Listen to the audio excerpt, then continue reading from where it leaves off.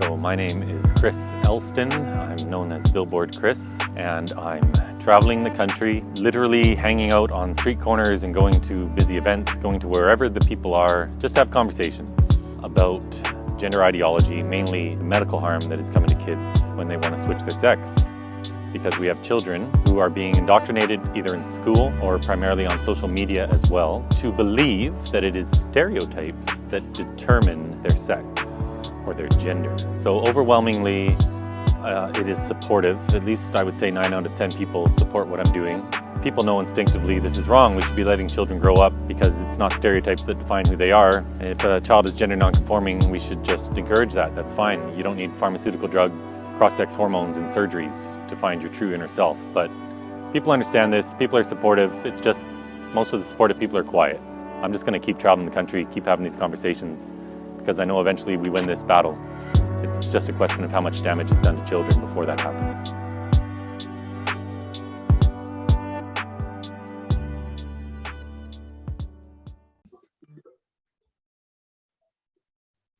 Welcome along to Tweed Street Scotland Occupied, home of the satirical saltire. I'm Cinnamon Bridges, aka Peter. With us this evening, my co-host is Eileen. Hi Eileen, Eileen Spence. How you doing? How you doing, Peter? Good to see you. Right, so the guest that we've got this evening, a very special guest, who we'd arranged to be the first podcast of the year, but due to unfortunate circumstances, we had to reschedule.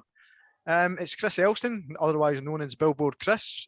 So, hi Chris, I would like you just to introduce yourself and tell us a wee bit about you. Hey Peter, thanks so much for having me. So, yeah, I'm Chris.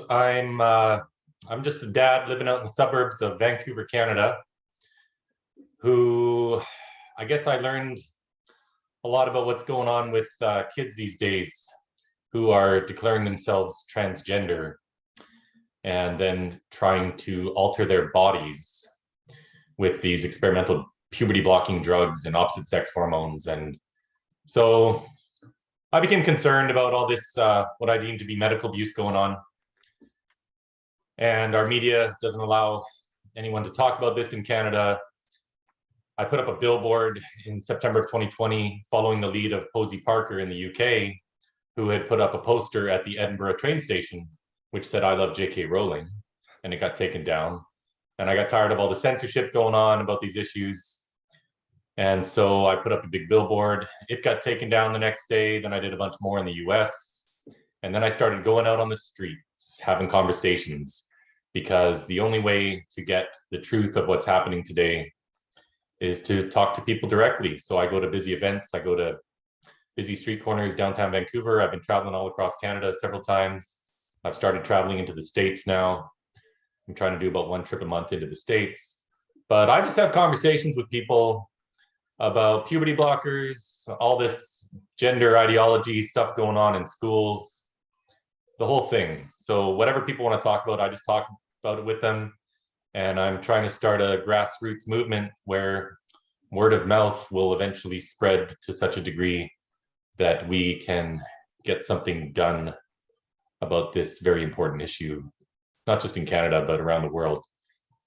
Well, since you say that, Chris, in Scotland, it's becoming more of a concern, and we look across to the likes of Canada, the likes of the US, to see the things that are going on there, and they're very concerning. As a parent here as well, they're very concerning. So this is part of the reason why we were asking you on. I mean, there's some of the things that you've faced. I mean, am I right in saying that you've been attacked? Well, you've been trying to get this message out, physically attacked. Yes, I've been assaulted numerous times. Only 3 people have been arrested so far, so I guess that's not too bad. They should have arrested a few more, but I got attacked in Montreal by 6 or 7 people. It was a premeditated attack. I got jumped. I wear these signs. So I have a sign on my front that usually says children cannot consent to puberty blockers. And the one on my back might say gender ideology does not belong in schools, or children are never born in the wrong body. Or I have another one that's the definition of a dad, which is a human male who protects his kids from gender ideology. But I was just on a really busy street in Montreal, the busiest pedestrian street called St. Catherine, at 7 p.m. on a Friday night in March of last year. And I got jumped, I got punched in the face, punched in the back of the head, my signs were ripped off me, my body cam was destroyed. And so I pulled out my phone to film the latter half of this attack as I was backing away down the sidewalk. And a man picked up a traffic cone and he kept swinging it at me, and I blocked it 4 times with my left forearm. And one of those blows broke my forearm. So Wow. yeah, it's a fun world. I've been arrested twice, both times after getting assaulted. And I have some of that on video too. So yeah, it's a crazy world, but I haven't been arrested since the end of 2020. So I'm on a good run now. Well, and I'm actually taking the Vancouver Police Board to the Human Rights Tribunal, the Vancouver Police Department. So we'll see what happens there. it's good to hear on both counts. Eileen, over to you for that while you're in. Right, I'm really interested in what you have to say, Chris. Like yourself, well, I'm a mother of 10, and Wow. I have been involved in. I'm a retired teacher, right, and Okay. I've taught sex education for the best part of 20 years, and I know what's right, and I know what's wrong. And I watched with horror one of the things that happened to you. I think it was Jennifer Billick that sent it. Okay. And it was you being attacked on the streets. And you just think, dear God Almighty, what is happening here? Right. And I'm wondering, why did the police arrest you when you were the person who was attacked? So the attack you saw is probably the one in Montreal. I wasn't arrested then. But at the Vancouver Art Gallery in October of 2020, I went to the Vancouver Art Gallery is this big public square in Vancouver. It's where all the protests for everything go on. And so I tend to hang out around there. And one day there was about 1,500 people there for something. I didn't even know what it was. And I stepped off the sidewalk into the public square and I got surrounded by all these anarchist types who wouldn't let me walk freely because they just didn't agree with my signs. And my signs that day that I was wearing said, "I love J.K. Rowling." Mm-hmm. And gender ideology does not belong in schools. And I'm not out there shouting or approaching anybody. I just literally stand there and people come up to me and ask questions and then I talk. But these people surrounded me, wouldn't let me leave, wouldn't let me move. I walked over to the police. They weren't going to do anything. They said I was instigating. You were what?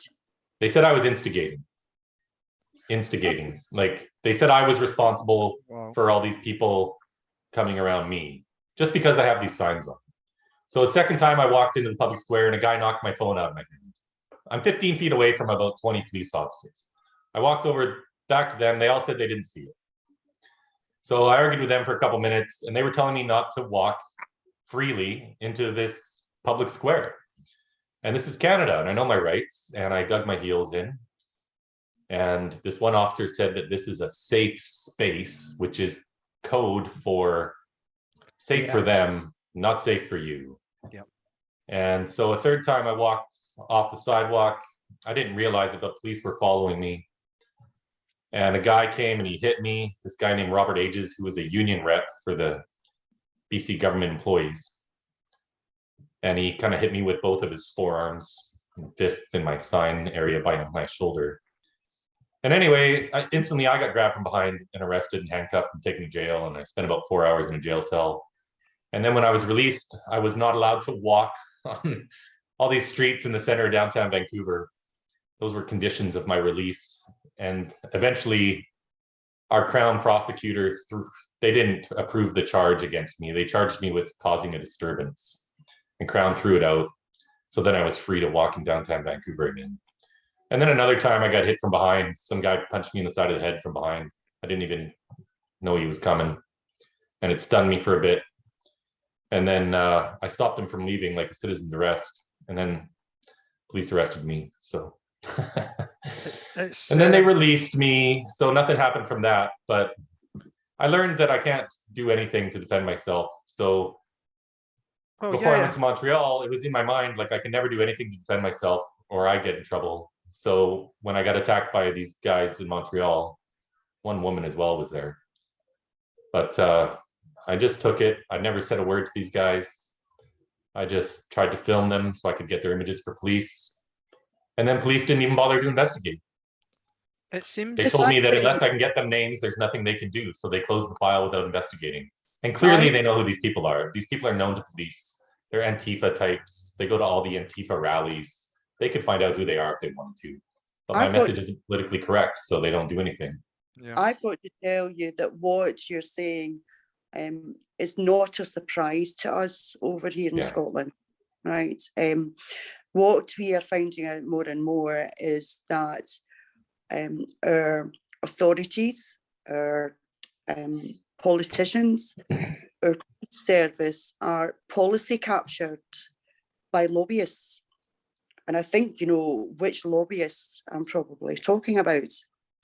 We're in a situation here in Scotland where we have a young woman who has been charged by the police for it's actually it's getting to be like it's a crime now to say that XX chromosomes means women, right, and XY means men, right, and if you dare deviate from that, then you can be arrested. And we've got a young woman, her name is Marion Miller, who was arrested, who was charged. Nobody's quite sure what's happening about it just now. I think they were hoping that they could get her under the hate crime law, right, which hasn't gone to royal assent yet. But she's been charged under Communications Act, right, because of some things that she'd said on Twitter. And there's a young woman, Kerry Black. Do you remember, Peter? They had Kerry on, right, from Northern Ireland. Yep. She was getting charged with exactly, you know, the same things, right, for standing up for women and for standing up for children. And do you know what the strange thing is? We've actually found out that the two same people, right, were responsible for making the complaints against both women. Of course. Two people made these complaints about Marion Miller and about Kerry Black, right? Yeah. And nobody seems to be looking into their motivation, you know, for doing this. Who are they? What's their background? Why would they make these complaints? And nobody seems interested in looking, you know, at that. Could you say that that's maybe similar in Canada? Could you say that's what's been happening over there? Oh, for sure. You get a few crazy people reporting everyone and trying to ruin their lives. You get anyone who's employed by any, you know, significant corporation or government agency or whatever. If they dare to speak out on this, for sure there will be complaints to the regulatory body, and then they're getting investigated. Yep. When I was in Ontario in October, a paramedic came out with me. This is a wonderful man. He's a father whose daughter has been affected by this. He leads a lot of the parent support groups throughout Canada. And he just came out to stand with me, and fake news got written about us. There's a website called antihate.ca, and they proclaim to be writing about, you know, hateful people, but they're the hateful people writing about good people and trying to make them out to be the bad ones. So this world's completely upside down. And this organization is actually funded by our federal government as well, this antihate.ca. But they reported one of their so-called journalists, and these are Antifa journalists. They all have anti-fascism in their bios. One of these Antifa journalists reported this man to his paramedics college. So he's off work now on stress leave, having to defend himself. They even doxed his wife. They found out who his wife was and doxed her. And if they can try to cancel people, they will. Yeah. But they can't cancel me because I was self-employed and I didn't care who was going to come for me. And I'm not even doing my business anymore because I stopped doing business altogether, and the firm I was with canceled their contract. So I'm just doing this, and people can say whatever they want, but you know, I mean, they can only cancel people if they agree to get canceled. No one can stop me from going out on the street, having conversations one at a time, and spreading the truth. So they don't even try to cancel me anymore, really, because they know they can't do anything. I just want to add to, so I've actually quit my business just to focus on this issue because it's the best way I can spend my days is spreading truth about harm coming to kids. That's the way I see it.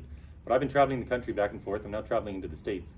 There is easily more than 90% approval among the general populace for what I'm speaking about. How do you quantify that? I've had more than 5,000 conversations all across the country.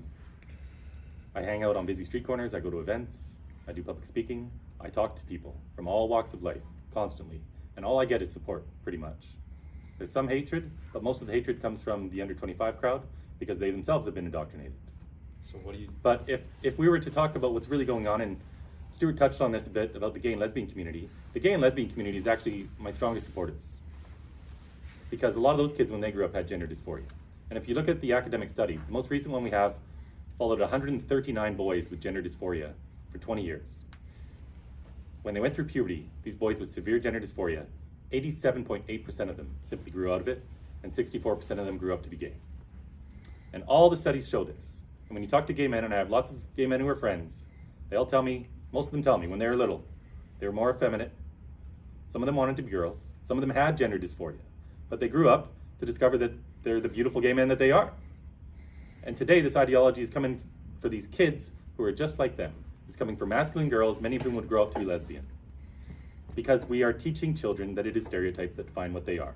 Gender ideology can be summed up as this. Sexism is defined, sexism, you could say, is a statement that women should do the dishes. Equality is that men or women can do the dishes. Gender ideology states whoever is doing the dishes is a woman. It's the most sexist, regressive ideology, and it is confusing our children. And we need to get it out of our schools. We need to tell our children that they are beautiful the way they are, that there's no right way to be a boy or a girl, and just let them grow up. Because these drugs are entirely experimental. And it's not about drugs in schools, but it starts in schools. And then they end up in these gender clinics where they're prescribing these drugs. So we've got to put a stop to where it's starting. Puberty blockers, why do you think that? You should go fuck yourself and worry about something that actually matters, you fucking fuckwit! Do you know what puberty blockers are? Motherfucker, I work at Island Sexual Health, I'm a gender consultant, and you're a piece of shit! You're a gender consultant. Well, let's have a... piece of shit! Well, why don't you educate me? Fuck you! Because you're a gender consultant, why don't you educate me? It's not my job to do that because you're not paying me. Why don't you look at Google? No, I've Just done that. go on Google. I've Googled all sorts of things, and Yeah, I've come to the and you don't conclusion have a that fucking children brain cannot to consent process to any of puberty that blockers. information, do you? Why do you think the High Fuck Court you. last week... Wear a mask. Why do you think the Wear High a Court... mask. Keep your distance, and fuck you. Why do you think the High Court ruled Fuck last you, week that man. children can't consent to Fuck puberty you. blockers? Where did you say you work again? Wear a mask, and fuck you. So you're a gender consultant for where? That's fine. So what's the problem? I'm not filming you. Why are you filming me? I'm just getting this on camera. Why are you filming me? He has the right to film you. That's what I do. This is a public place. You're here, Public you're Am here, I talking to you? You're here harassing me, threatening to get me Exactly. arrested, so I'm I'm filming. not talking to you, sir. This is my hood. I'm not talking to you. I live here. I'm I live in talking this to you. building. I live right over there. So Yeah? stop stopping this man from Okay. doing his legal protest. Find, Chris, that is so important, right? Having those conversations, right? It's like, even if you're standing in a queue, you know, at the bus stop, right? Or standing in a queue waiting to go into a supermarket, right? And you start talking to young mums, parents, grandparents, and saying, here, have you heard what Scottish Government has got to say about this? Right. Do you actually know that they're going to be teaching about anal, right, to children as young as 12, 13 years old? And they kind of look at you and go, right, you're kidding me on. Yeah. Right. But we've got the proof. We've got the Oh proof yeah. Oh yeah. of what we're doing. Right. So I think what you're doing is very important, because I know that for some of us in Scotland, that's how we've had to start off, right, by having those individual conversations. Right. I'm wondering, to make a comparison again with Scotland, what we found was, right, when I found out about it, I mean, I couldn't believe it. I would not consider myself an uninformed woman in any way. But it was the way that it was done in stealth, right? Yeah. It was the way that politicians and lobbyists got together, right? Had their meetings, right? Decided these things. And then what they did was they started telling local authorities, right? That would be like the councils in Scotland, right? And businesses that maybe own gyms, right? And things like that. I first found out about this really when my eldest grandchild started school. When she went into P1, she was only 5, right? And for the first year, there were separate boys' toilets and girls' toilets in the school. And when she went into P2 the following year, and I'd gone up that morning, to wave her, back into school and all that kind of thing. And we found out that over the summer holidays, the recess, as you would call it, over there in Canada, not a parent had been consulted about this at all. There'd been no letters, there'd been no conversations. And over the summer holidays, the school toilets had been changed from boys' toilets and girls' toilets to gender neutral toilets. And every child had to go to the same toilet. Right. Now, since then, my granddaughter was 6 then, she's 9 now. Right. She's never been to the school lavatory. She leaves the house at 8:15 in the morning to go to school. And she goes to school and she stays in school all day, and she does not go to the lavatory in school until she gets back home to her own house. And the council were so stupid that what they had forgotten to do was, when they were making these wonderful gender neutral lavatories, was to put in sanitary boxes for girls who were in primary 7, who had reached puberty and could possibly be menstruating. And we had this dreadful situation where we girls were, kind of coming out, and when you're young like that, there's no way. It was so embarrassing. It was at any age. Yeah. Right. But for small girls, right? Oh, it's ridiculous. It's totally nuts. Just outrageous. Yeah. And that was when I became aware of this. Right. Interesting. And I said to my daughter, listen, this isn't right. What are you going to do about this? And she said, Mum, she says, I'm going to ask, for a meeting with the head teacher.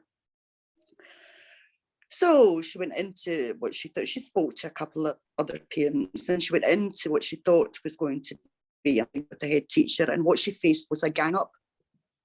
She faced the head teacher, 3 senior members of staff, wanting to re-educate her about the rights, of trans children and non-binary children, and how everybody had to be kind in this school, and everything else like that kind of thing. And she honestly felt bullied. Now, I got on to the local authority. That's the people that are one step up from the school. And I said, can you tell me about this policy? I'd be interested to know about this policy because I'm quite worried about my grandchild. Right. She said she doesn't want to use the toilets. And listen, as a mother of 7 sons, right, I know that boys go into the lavatories and sometimes they don't use hand when they're having a whiz. Right. And you get pee all over the place. Yeah, right? They're disgusting. Boys and men are disgusting. Right. And I just used to having a, like this bucket, the mop and bleach and just mopping all around about it kind of thing after these boys, that I've had and all that. But my granddaughter used to go like that. But I said, what's wrong, pet? And she said, I just hate it, Granny. She went, because the boys leave the doors open, right?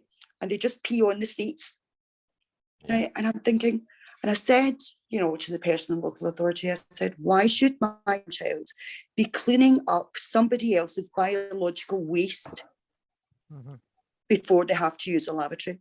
I said, and I would like you to tell me who it was that said that this was going to be the policy, that this was what was going to happen. Right. So the local authority said, well, it's not us. Scottish government said this is what had to happen. And when I approached Scottish government, they said, well, it's just guidance. It's up to the local authority. And when I went back to the local authority, they said, well, it's not us. It's up to the individual head teachers whether or not this happens. So it was a complete runaround. Yeah. With nobody wanting to take responsibility. It's the same thing here. Scotland seems to be as messed up as Canada.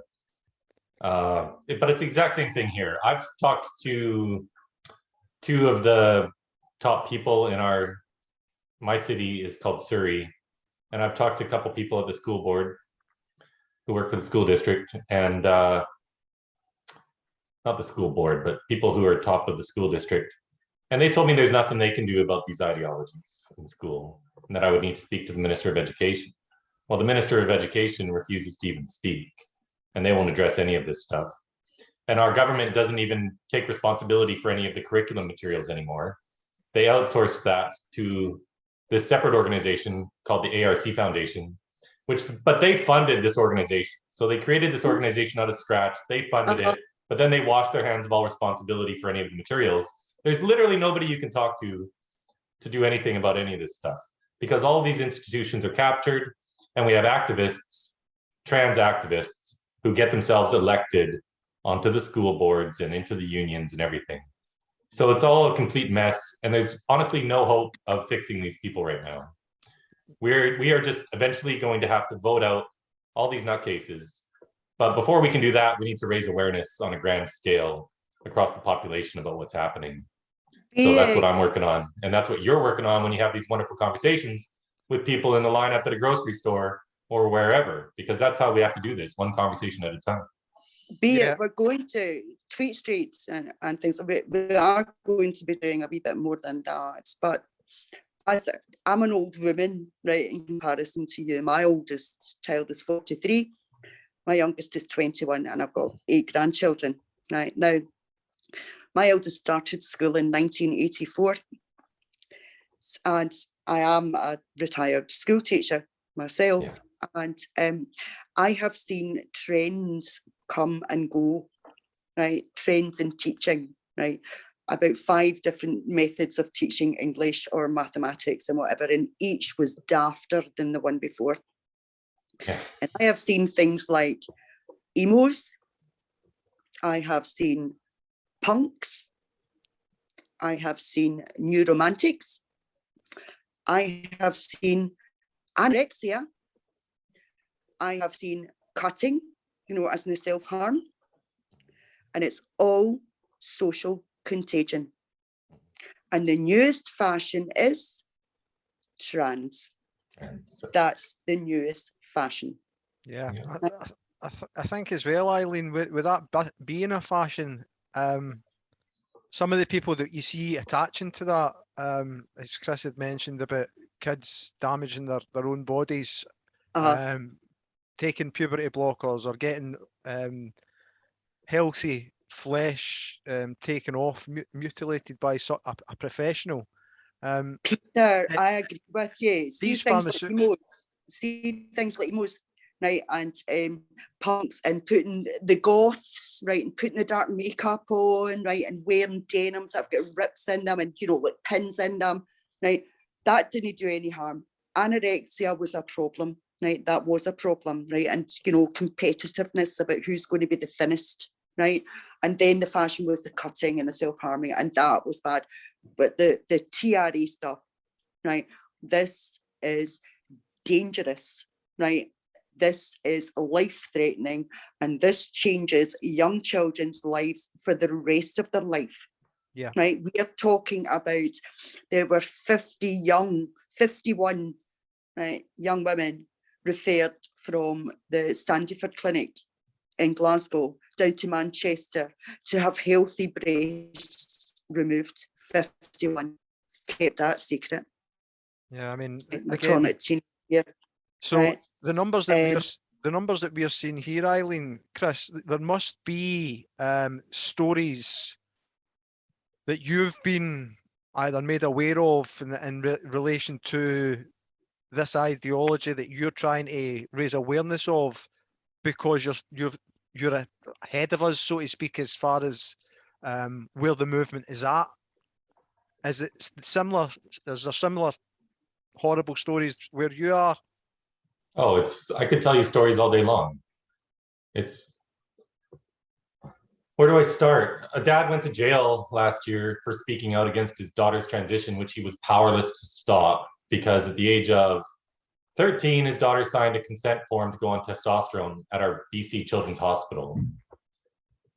and he wouldn't sign the consent form, the dad. But he was sent a letter by the endocrinologist citing this law we have in British Columbia, which is called the Infants Act.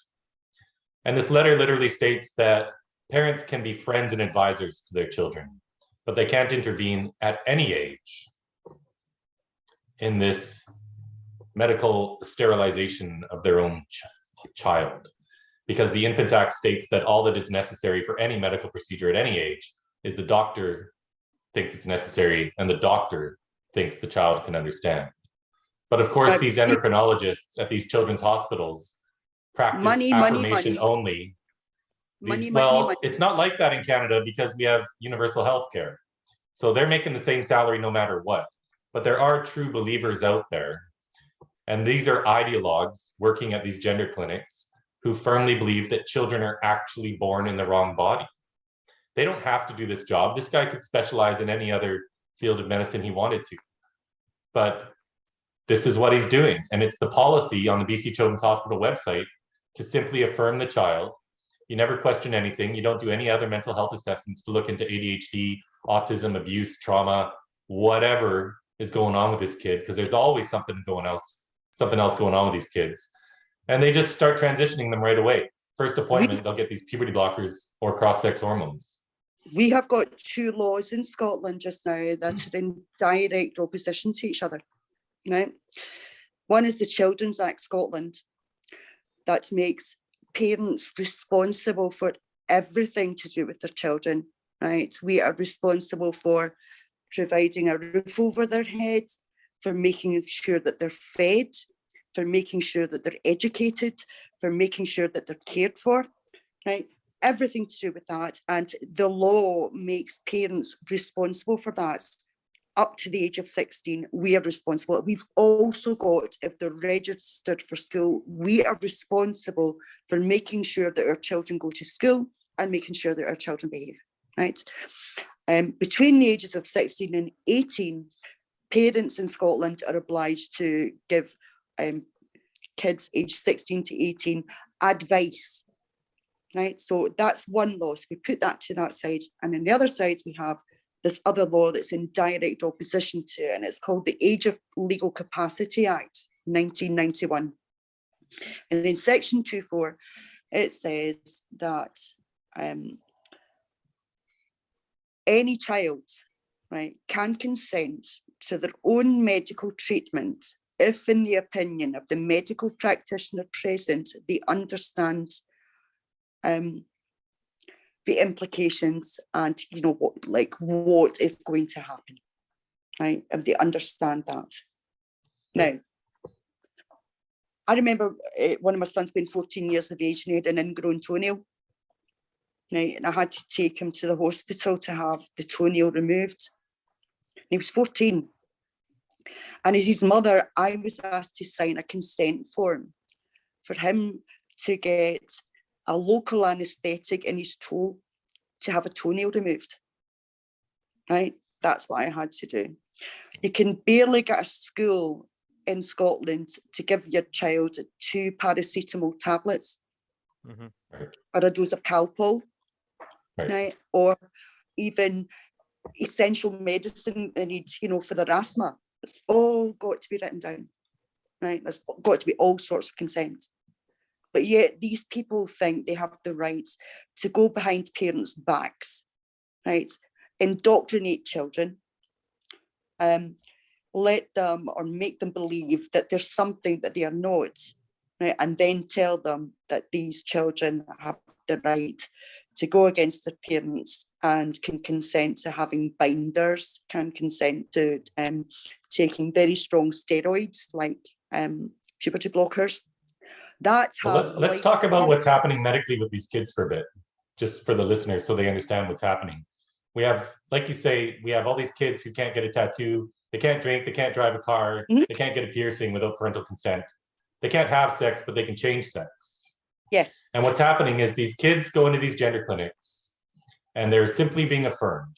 A child self-diagnoses themselves as being the opposite sex based on stereotypes, because this entire ideology is based on nothing else but stereotypes. Yep. If a girl is a tomboy, if she's more masculine, These kids are being led to believe that they are actual boys, and boys who are more effeminate, who the majority of which who have severe gender dysphoria will simply grow up to be gay.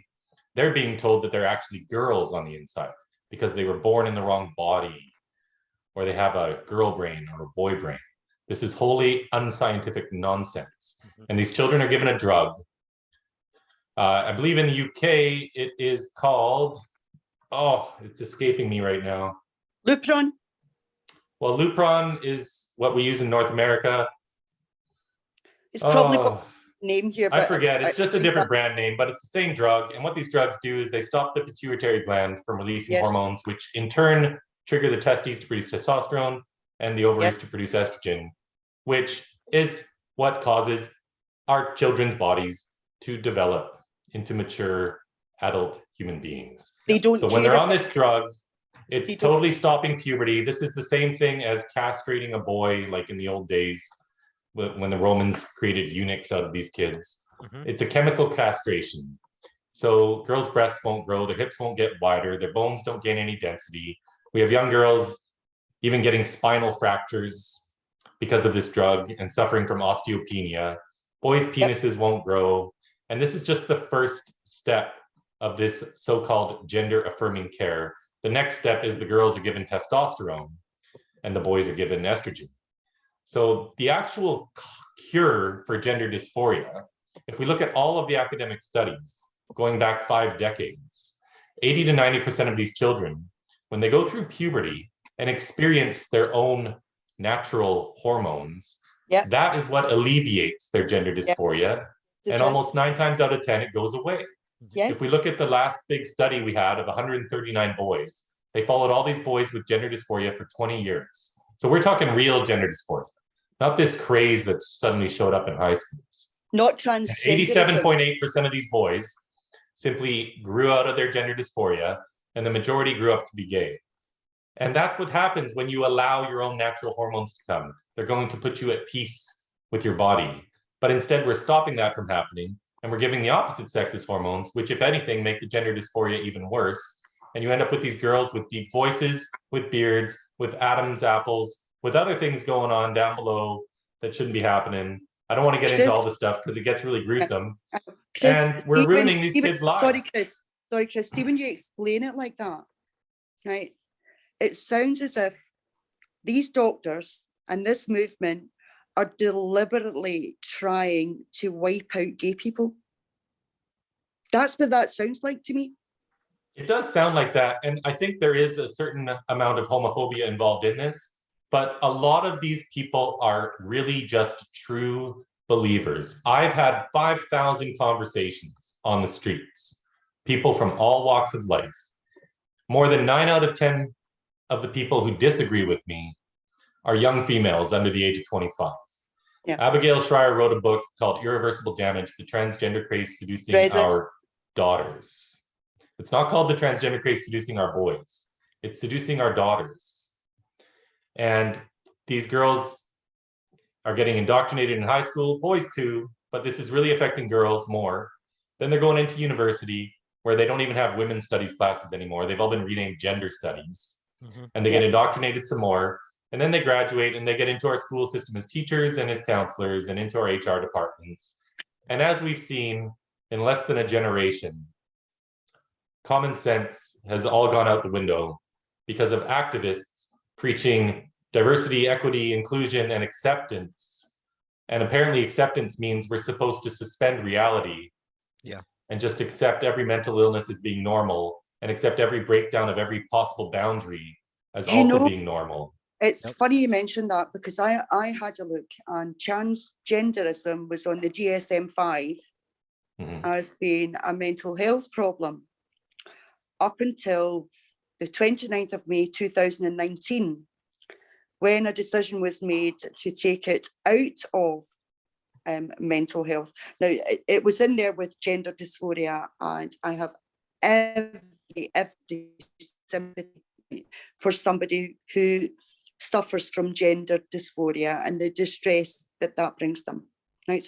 But all of a sudden, it was 115 psychiatrists right? Out of a population, we've got, what, 7 billion people in the world, and then they decided on the 29th of May, 2019, that transgenderism had to come out of DSM-5, you know, and as in a mental health problem, and they just transferred it and shunted it into sexual health. Right. So at a stroke of a pen, overnight, everybody's okay. I mean, when you hear things like that, and some of the people that we've seen that form these groups, that end up on these boards, that end up in the HR departments that Chris is talking about, some of these people, they're all connected to other. They seem to work their own ticket, so to speak. So it's about 50 of them in Scotland, Peter. Yeah. Right? How do we connect to this group? How do we connect to that group? How do we make the most of this? Right. Well, we need to have all of these people volunteering and so many groups that cross match with each other, making all the decisions for everybody. It seems. Is that the same with you, Chris?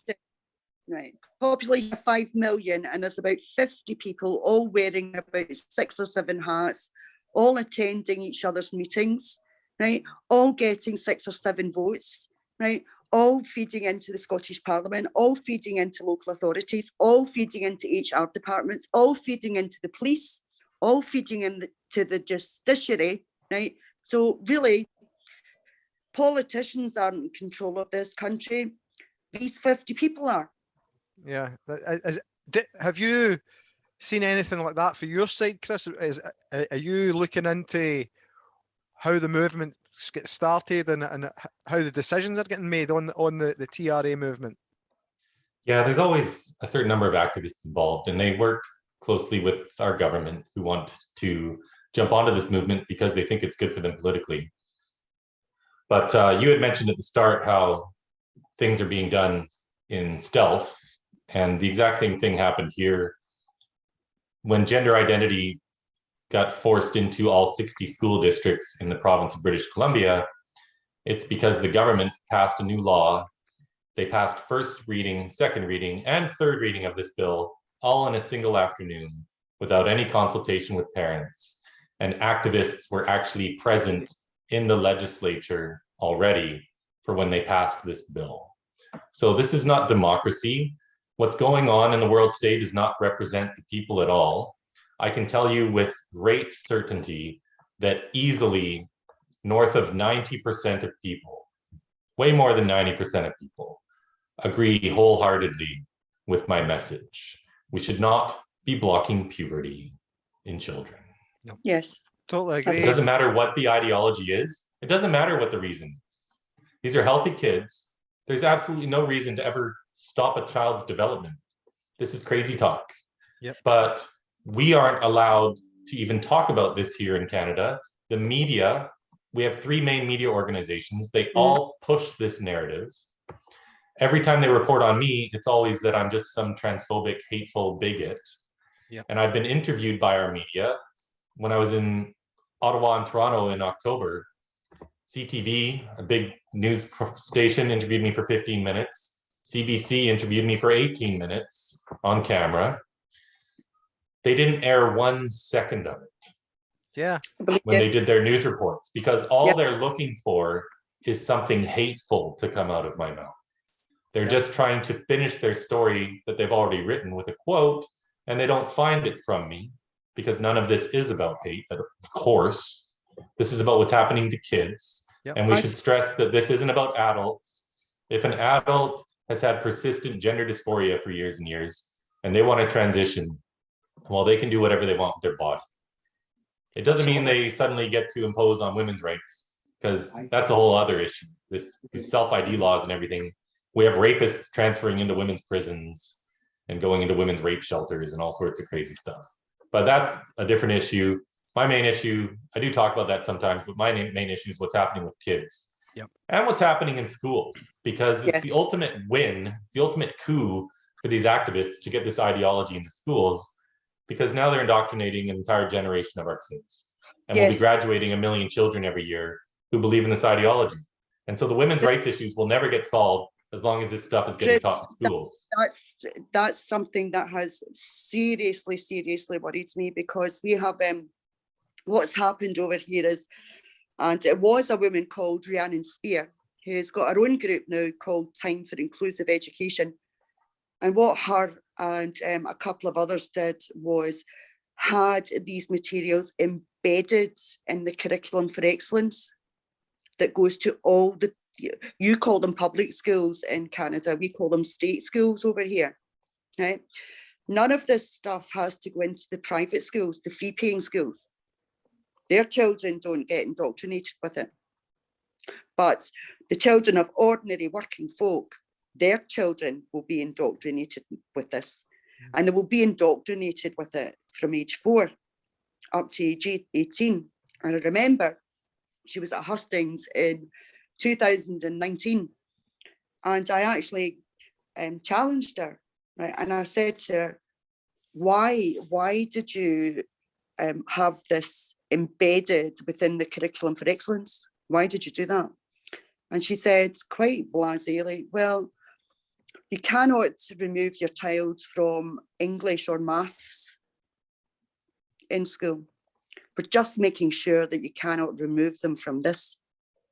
So that means that they have made this compulsory, right? Even parents who follow a faith, or even parents who don't follow a faith, right? They're not being given the opportunity to say, I'm sorry, but that's what you're teaching is not in accordance with my faith beliefs or my way of life. And I would like to remove my child from that part of the curriculum, not from English, maths, French, geography, history, but from this, right? And it's about sex, relationships, trans ideology, kind of thing, something that was never done, never done before. And they've done this deliberately. And this was done in stealth, right? It was done in stealth. It's done. They use the same playbook in every jurisdiction in the world. And the reason you can't opt your children out of this is it's not sex education anymore. Mm-hmm. It's what they do is what they do is they conflate this with sexual orientation, and they try to make this about anti-bullying. So then it's not about transgender issues, it's about anti-bullying. And you can't opt your children out of that sort of stuff. Mm-hmm. And they bring in outside speakers to read books and whatever, which are all about not bullying people, excuse me. But if we can't even have an honest conversation about the existence of biological sex, and all they do is make this about being accepting and inclusive, they create this culture in schools where this is a wonderful thing. And children get celebrated when they come out as transgender. And this makes them feel better because now they're getting love bombed and they're getting lots of attention where they weren't before. Yep. And they're even hiding this from parents. So a lot of the schools now have policies where they will not tell the parents that their child has changed their name and pronouns at school unless the child can consent to, unless the child is given consent. So the whole school will know what's going on, but they're hiding this from the parents. Yeah. What they did over here was they said that they wanted to challenge homophobic bullying in schools, right? That's all they do, is they try to make it about bullying, and then they talk about any of this stuff. But they particularly said homophobic bullying had to be challenged, right? Now, there was no reasonable parent who was going to turn around and say, well, no, that's not right. We're not going to allow you to do that, right? Nobody wants a child to be bullied. Right, and of course, what we found was that, and these were Scottish Government's own figures, that 47% of children at school, had said they had been bullied for one reason or another, and that could have been because they had red hair, or because they were fat, or because they were poor, or they didn't have the right shoes, right, or whatever, right.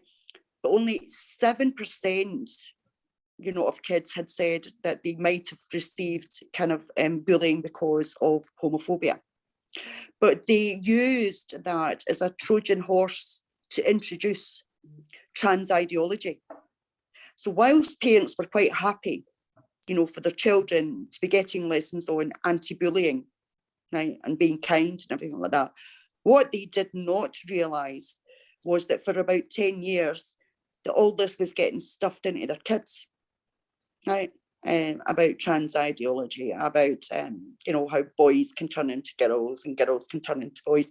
And I don't know if you were aware of it, but we have had a 4,000% increase in the number of girls, right, who are now saying that they want to be either boys or they want to be non-binary in this country. It's unprecedented.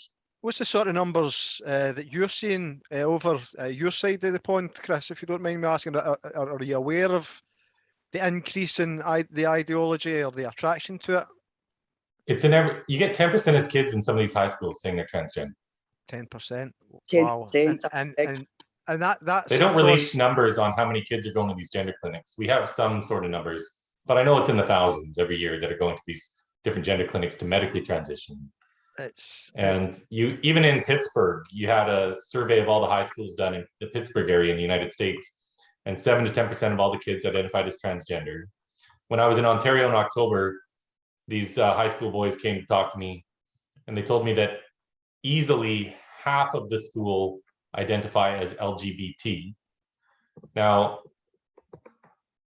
of course, that doesn't make sense, you know, but everyone's looking for some sort of identity to be special because it's not cool to be vanilla and straight.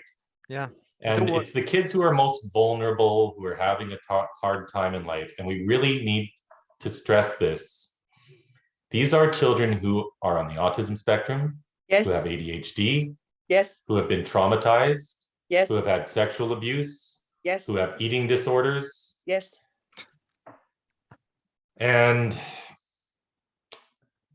we simply go along with a 12-year-old's diagnosis and start the process of trying to change their sex to match stereotypes. Yeah.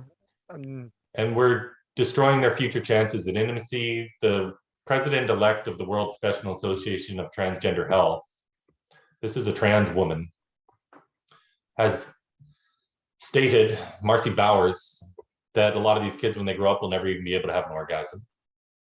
I heard her. Did she not do that? Was it Marcy Bowers that did that Pure Soul Jazz? Yeah, Marcy Bowers did the surgery on Jazz. Jazz Jennings. Yeah. I think I read something about Marcy Bowers really recently saying that perhaps puberty blockers at a young age was not a good idea. That's right. Abigail Schreier wrote an article quoting Marcy Bowers. Laura Edwards-Leeper, another official at WPATH, Erica Anderson, another official at WPATH, have all come out with op-eds recently talking about how we are not even following their guidelines, which are already too loose. But for example, WPATH, this organization, states that children shouldn't go on cross-sex hormones until they're 16. And I think that is what they're doing in the UK. But over here, these clinics are ignoring all that guidance. They're giving cross-sex hormones, so the opposite sex's hormones, to children as young as 13. And in Washington State, they just passed a law.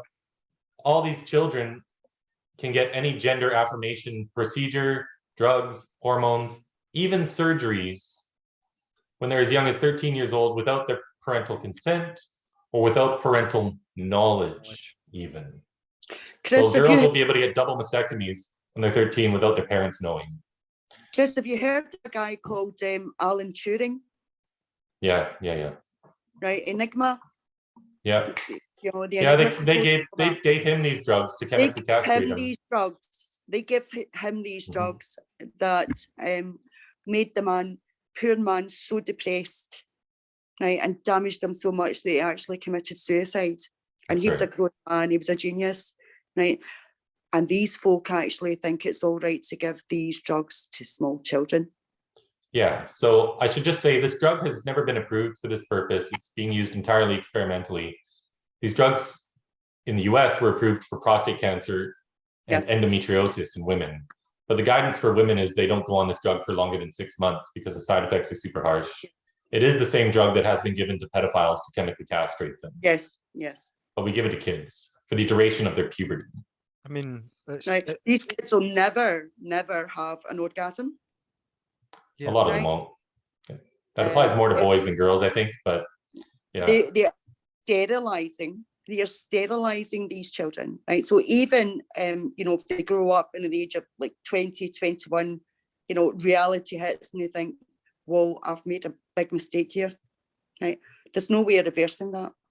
Yeah, that's right. A lot of these girls have to get they have to get hysterectomies, and they're getting their ovaries removed as well, because it's causing damage. It causes atrophy to their uterus, to their vagina, other issues, cognitive impairment, greater increased chance of strokes, heart attacks. There's all sorts of issues. Yeah, there's things that they don't advertise on the tin, so to speak, when they're trying to indoctrinate people to this ideology. Yeah. It's all as you say, it's all the good stuff. Young kids feel they want to be part of a club. They don't want to be excluded from things, and everybody can be a part of this club. And it's a way to grab kids' attentions through all of these things on social media. Some of the things that Peter, it's the awkward squad. Yeah, right? It's the kids at school that we'd call the awkward squad. I was speaking to a teacher in a school in Paisley, right, and she was telling me that they had 6 trans children in the school, right? And I said, have you referred them to CAMS, like mental health services for children's services? And she says, no, I'd probably get my books. And I says, why? She says, well, 5 of them are on the autistic spectrum, and the 6th child has serious mental health problems because of a chaotic lifestyle. Yeah, I mean, that's what Chris was pointing out. I said, well, what was done? And teacher told me that a helpful member of staff in the school let their parents know about mermaids. That organisation over here. Yep. Which has got that button that kids can press just in case parents are overlooking and seeing what adults are telling them when they're on their computers to adults. Another way to disguise it, but that hints to what Chris was talking about earlier. It's people, so similar. It's people that are on not necessarily on the autism spectrum or the Asperger's. It could be any sort of dysphoria. The awkward squad. And they're easily influenced because they feel as if they're included, and everybody else that plays along to think that, oh well, no, it's to make them feel included that I'm playing along. They're not doing themselves or anybody else any justice, because then everybody else feels that they need to get a part of this crew, and that's how the indoctrination completes. Now, Chris, obviously you've been doing this for a while. You've got a fundraiser running, is that correct, or a site that people can go to donate to help with some of the costs of the events that you've travelled to and the places that you go? Yeah, I'm trying to keep traveling around, but of course it costs a lot of money. But and I have other ideas too. But yeah, I have a donate button on my website, which is billboardchris.com. So if people want to donate, that would be really helpful, because everything I'm doing these days is essentially crowdfunded. I'm doing what I can to make money on the side. Yep. Is it okay? I'm getting in touch with my friends in Toronto, by the way, to see if they can do something for you. All right, that'd be great. Thank you. Chris, but yeah, this is for me a team effort, and not everyone can go out on the street and do what I do, because people have jobs and they're going to get fired from them. The parents who have been affected by this have really been hamstrung. They're not able to speak, because then they risk alienating their own child. Yep. So normally with any movement of any sort, it's the people who are affected who take a stand. But the people who are most affected by this, in a cruel twist, have to be silent about it, because they can't risk alienating their own kid. So I'm a bit of a unique case in that I'm not affected. My family isn't affected by this at all. But as a dad of girls, I first wanted to protect them and learn all about this. And I learned too much to stay quiet about it. So if people want to help me out, that'd be really helpful. Well, Chris, and I won't waste it. To you. I really do. I admire. I mean, like the first time I saw, as I say, it was Jennifer Billick that sent it to me, and the first time I saw you getting attacked in the street, I just thought, dear God, what is happening there? This is ridiculous, right? And started looking about what you were doing, in North America and in Canada, and I take my hat off to you, mate, for the stuff that's happening to you, right? And I have got to thank you so much for sharing the information that you've got with us, because the similarities with what's happened in Canada and what's happening here in Scotland is given me a lot to think about. And we have got, Peter, you and I have got to tell the other parents in Scotland what's ahead of us. Yeah, because obviously we found out some information, and probably you'll have done some digging yourself, Chris, that you've found out that's concerning to you, and we think that parents should know about this, so we're going to try and do whatever we can. Now, is it okay if I share your Twitter page and then click on the link to your webpage, just so that our viewers know what it is? Yeah, of course. That's, I just wanted your permission, first of all, Chris. Thank you. So I do all my campaigning on Twitter. Yeah, I'm on a few other mediums now. I'm on Instagram as well. At Billboard Chris is the handle on all the social networks. Yeah. So there's a link on your Twitter page that takes you, once you click on it, it takes you here, and it gives you a wee explanation, and it gives you really all of the things that you spoke about on here. I've visited it before. It's really good information, self-explanatory. It's not as if it's written in a way that you need to be an academic to understand it. So kudos to you for that as well, Chris. We'll stop that wee share at the minute, and we're just about time up, but I wanted to say from Scotland, from myself at Tweet Street, from Eileen Spence, Chris, over to you just to give a final message to the viewers.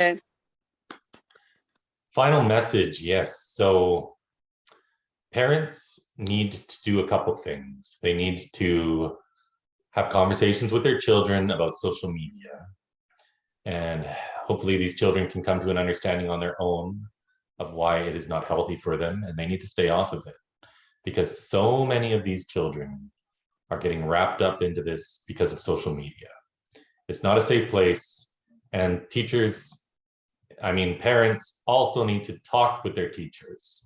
They need to tell these teachers that they're not okay with this false gender ideology, this anti-scientific nonsense getting taught to their child. Because when you talk to the teachers and you have these conversations, first of all, a lot of teachers don't even know what they're teaching. They have a very basic understanding of this stuff. And a lot of them will be horrified as well when they learn what's going on and what this teaching can lead to. So talk to the teachers, talk to your headmasters, I think you call them in Scotland, the principals of the schools. Yep. And make some noise, because they don't want to get complaints from parents. And you've got to take an active role in what's going on in these schools. And just keep having conversations. So talk to your kids about this stuff when they're armed with the truth. It helps to inoculate them against these lies when they come for them. And tell your kids, if you hear the word gender at school, that you as the parent want to know about it when they get home. So you can figure out what your kids are learning. Because unfortunately, schools aren't always a safe place for kids anymore, because we're lying to them. As I said to you, 10 kids, I've got 8 grandchildren. We have banned rainbows. We have banned unicorns. We have banned sparkles, right? And anything else to do with that, they can ram it as far as our family's concerned. Now, enough is enough. This has to stop.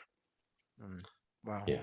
That's I think the message that Chris has been so good and polite about, so good in putting out, and getting so many people on board. So again, it's thanks very much for taking the time to speak to us, Chris. Good luck on all you do in the future. We'll be supporting you from Scotland.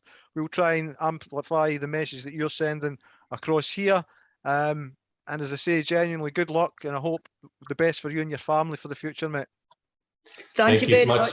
Thanks very much for Tweet Street Scotland, and we'll say good night there. I can say this, that the community has been heard. It was heard by the House of Commons, and of course, we saw the House of Commons do the right thing a number of days ago and pass this piece of legislation unanimously. And they did so because they thought it was in the national interest to do so. Colleagues, we already have government business before committees in this place. We have only a week left before we traditionally rise for the break.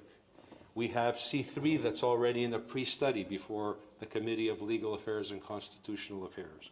There's a series of PMBs, as I mentioned earlier, and motions that many parliamentarians in this chamber want to get to.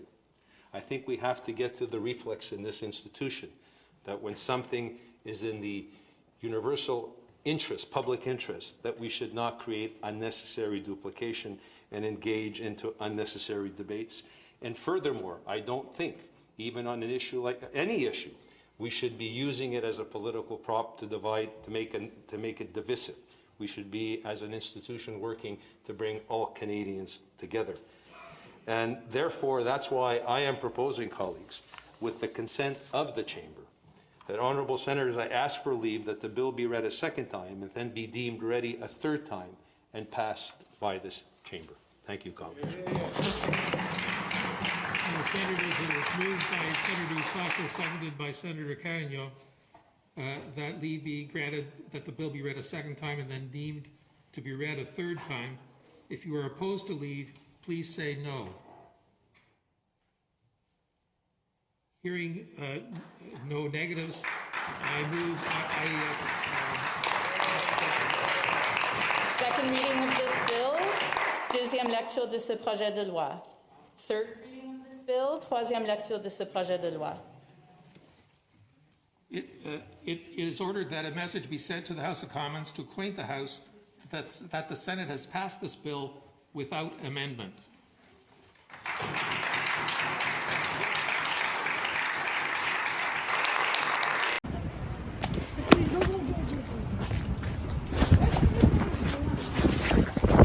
Get out of here! Get the fuck out of this neighborhood! Fucking go. Go, Chris. Go, Chris. Get the fuck out of here! No. Transphobes, fuck off! Fuck out! You leave it? Okay. Yeah, fucking leave then! Turn the fuck around and leave, assholes! Get the fuck out of here!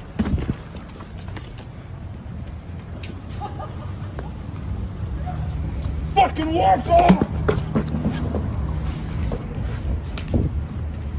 Right?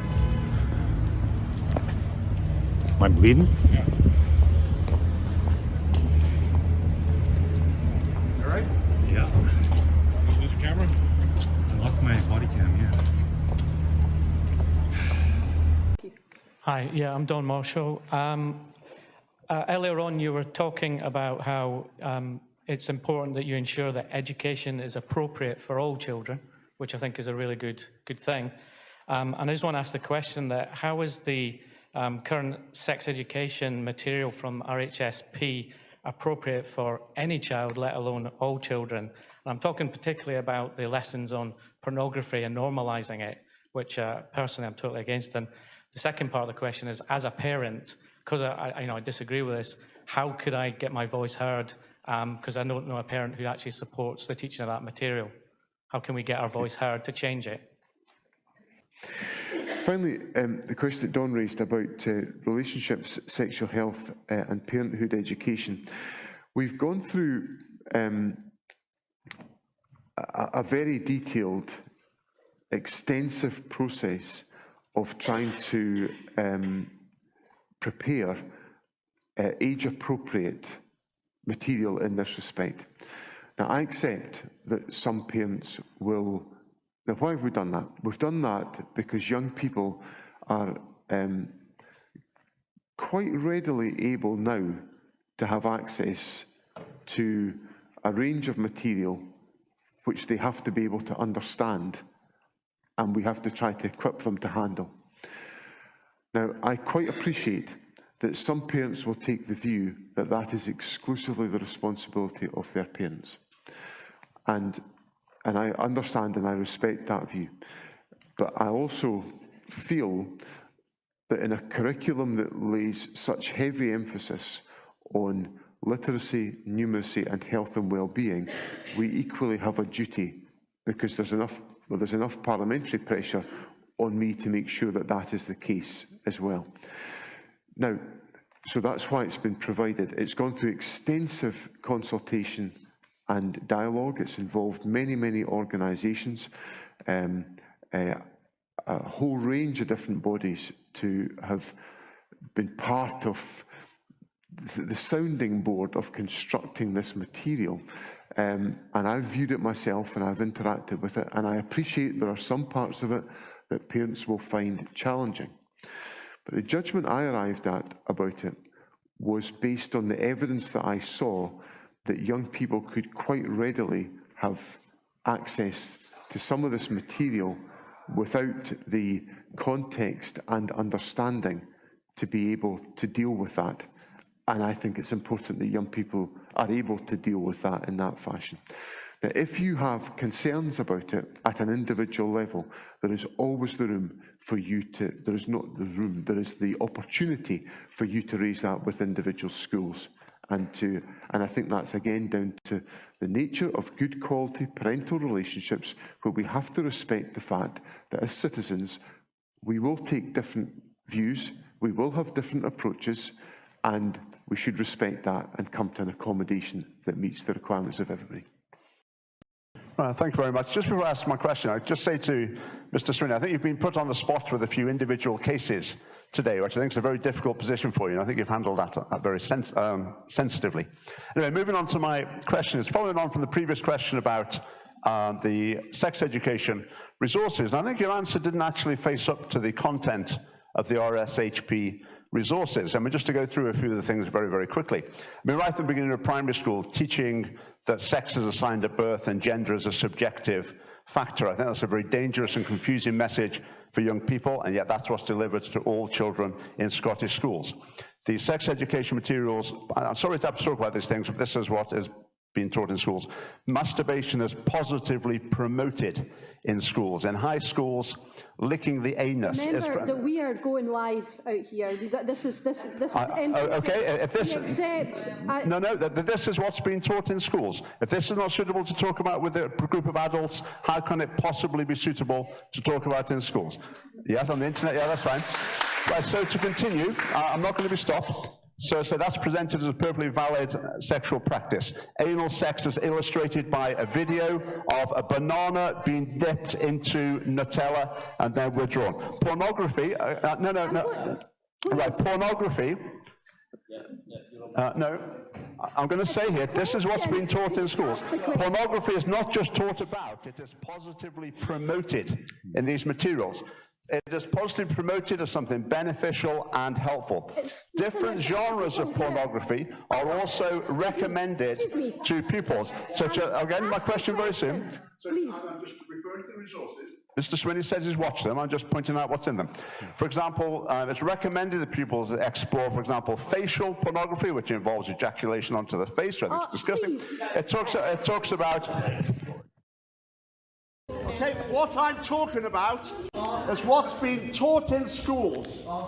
And if I'm about to get to a question, if I haven't been silent, I'm trying to speak up on behalf of innocents and youth in our schools that's been corrupted by these materials. I will not be silenced. What's the question? And my question is... I'm not asking you to be silenced, but please. Well, where's the microphone then? If you'll ask your question. I'll ask my question. Nobody's raising the microphone up yet, but please. Okay, this situation here. Okay, this situation. I am outlining the question. Please. I am outlining the contents of the Scottish Government sex education resources. That's what I have done. I will now ask my question. My question to Mr. Swinney. These materials are not educational, they're corrupting of children. And my question is, having heard some of the detail of the content, I now invite you to re-endorse them, reaffirm your endorsement of them, as you did earlier on. Lastly, gentlemen's comments about relationships, sexual health and parenthood. Now, I accept that in this material there is there's some very sensitive territory covered. And that's why I answered the gentleman's question in the fashion that I did, that I appreciate there will be a range of views about whether this is appropriate material to be undertaken.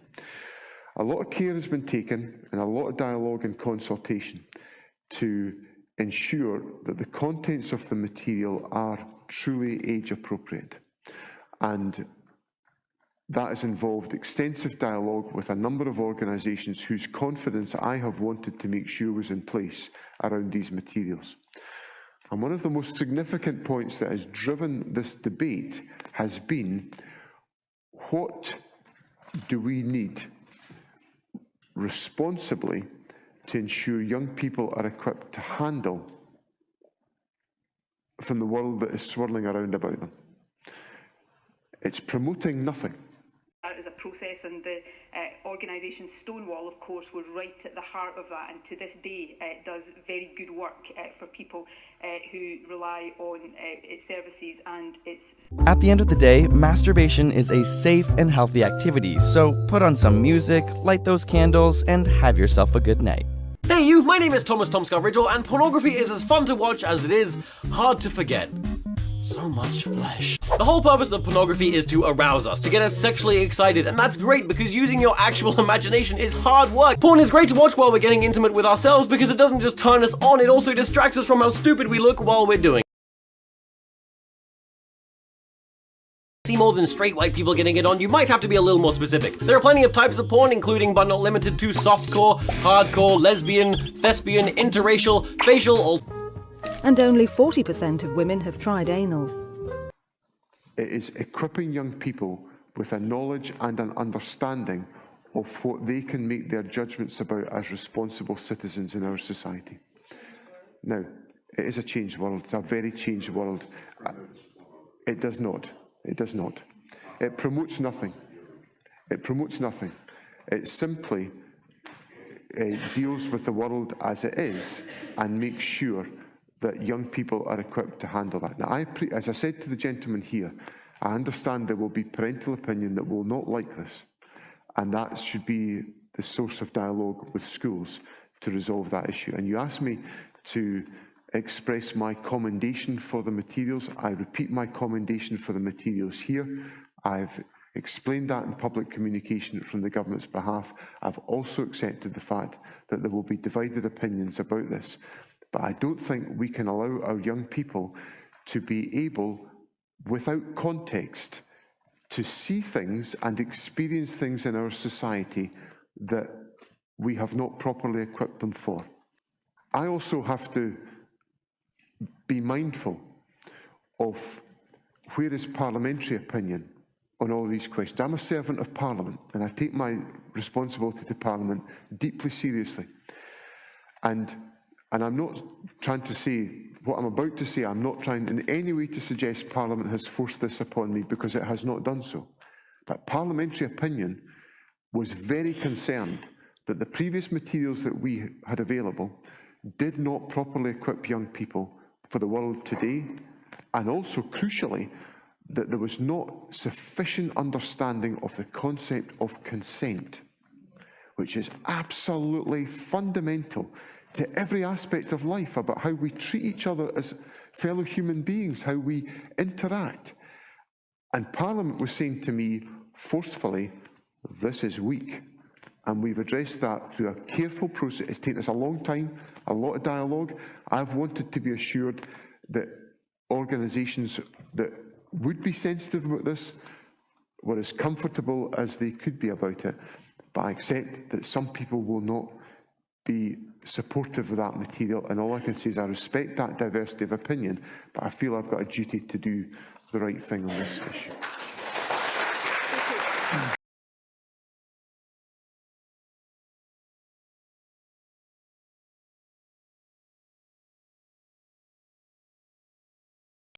I also noticed you changed a term in your budget work. You shifted in places from using the term mother to birthing people rather than mother. Can you help me get a good definition of birthing people?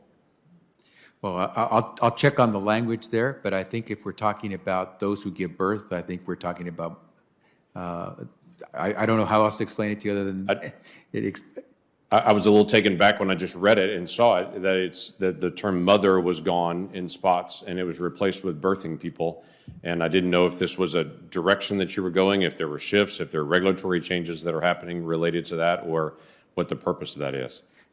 I think it's probably, and again, I'd have to go back and take a look at the language that was used in the budget, but I think it simply reflects the work that's being done.